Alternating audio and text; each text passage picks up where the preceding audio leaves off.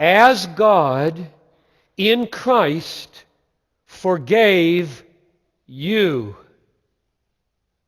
Therefore, be imitators of God as beloved children, and walk in love as Christ loved us and gave Himself up for us, a fragrant offering and sacrifice to God. Now let's put verse 2 together with verse 32 of chapter 4. First, clarify verse 2. Christ loved us and gave Himself up for us. Christ died for sinners, including abortionists who've done 10,000 abortions, may be forgiven. That's how valuable Christ is. Or women who've had multiple abortions, or boyfriends who twisted their arm, or fathers who were shamed and demanded it, or grandmothers, may all be forgiven. That's what's in verse 2. He died for them, although I've used the word forgiveness and it's not there. That's why I said we should put verse 2 of chapter 5 together with verse 32 of chapter 4, and you see the way it works. Verse 32, God in Christ forgave you. So the how of the forgiveness is in verse 2. He died. He gave Himself. The what is in verse 32, forgiveness. It's the sweetest word there is for sinners.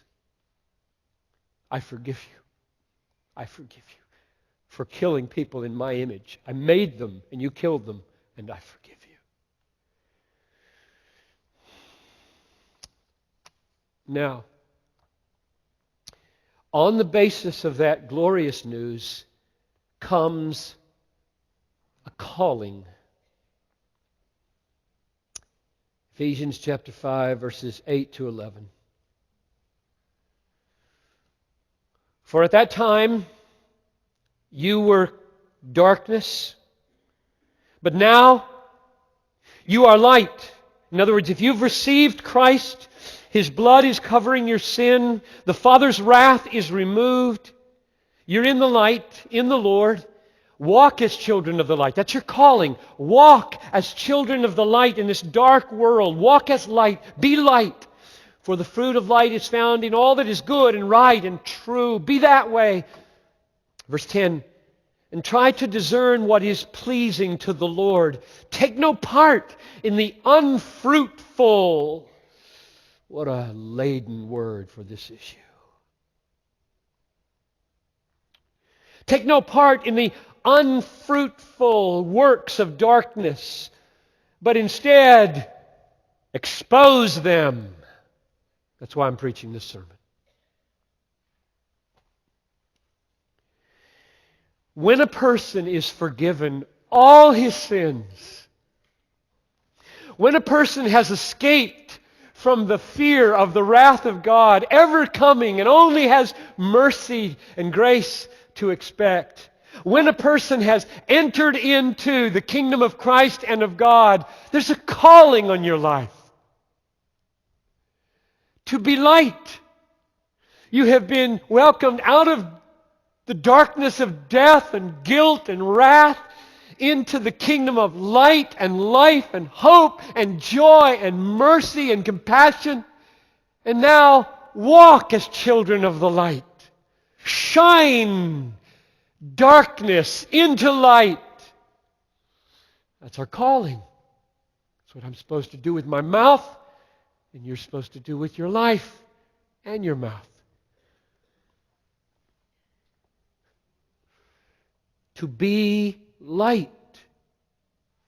This is the light of mine. I'm going to let it shine. This is the light of mine. I'm going to let it shine, let it shine, let it shine, let it shine. We sing that. We're supposed to sing, shine all over Planned Parenthood.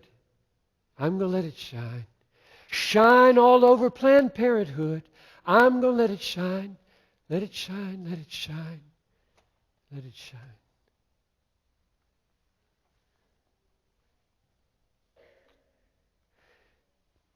Wonderfully, Paul carries this image through in an amazingly hope-filled way. Goodness, righteousness, truth expose, but they don't damn. They don't condemn. They save.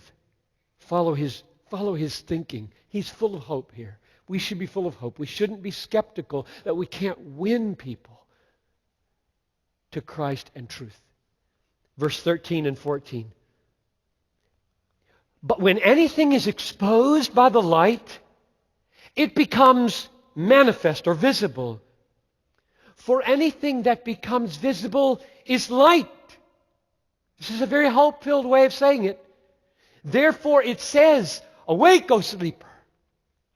Rise from the dead. Christ will shine on you. This is hope shining on the dead. Awake, O sleeper. This is like Jesus talking to Lazarus. Awake, Lazarus, come forth from the grave. This is the kind of hope when we walk in the Spirit, when we speak the truth we should have as we get in people's lives with light. We shouldn't think, I'm just going there to condemn. They're never going to believe. They're never going to change. They're never going to be saved. No miracle could happen in their life. It's all going to be damnation, condemnation. Don't have that mindset. Have this mindset. When anything is exposed, it becomes visible, and anything that becomes visible is light. Awake, O sleeper, rise from the dead. Christ will give you light. That's the kind of hope we should speak into people's lives. Awake, awake, Christ will give you life. Rise. He'll forgive you.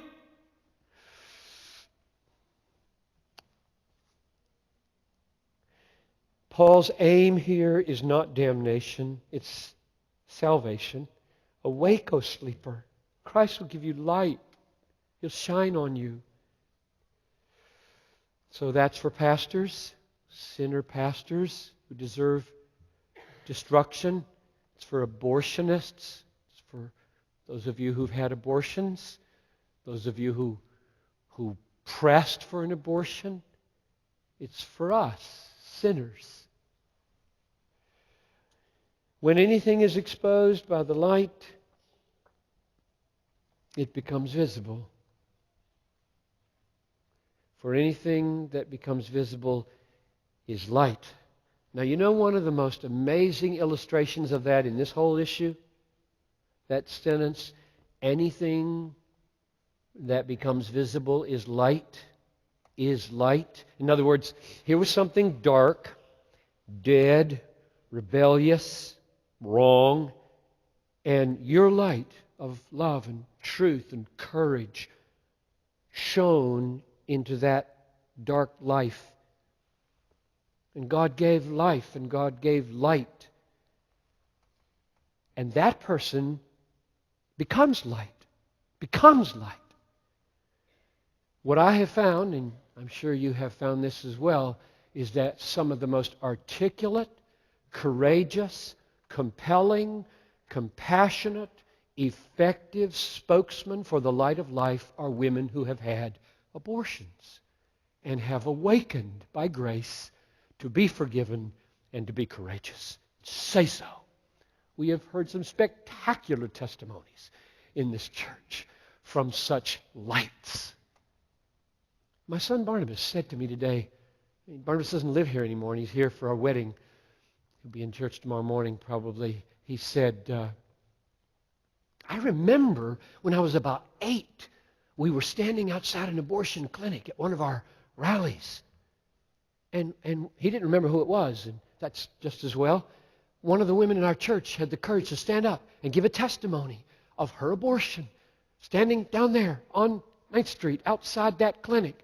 And to these couple hundred people who were gathered to say, God forgave me. That had power. He remembers this now. What's that, probably 88 or 89 that happened. Almost 20 years ago. Walloped a little 8-year-old boy. Goodness gracious. That's power. So I want you to hear one of these women. I'm going to read from her. Her name is Alveda C. King. Some of you have heard of her, some of you haven't. She's the daughter of Reverend A.D. King, brother of Martin Luther King Jr. She founded a group called King for America.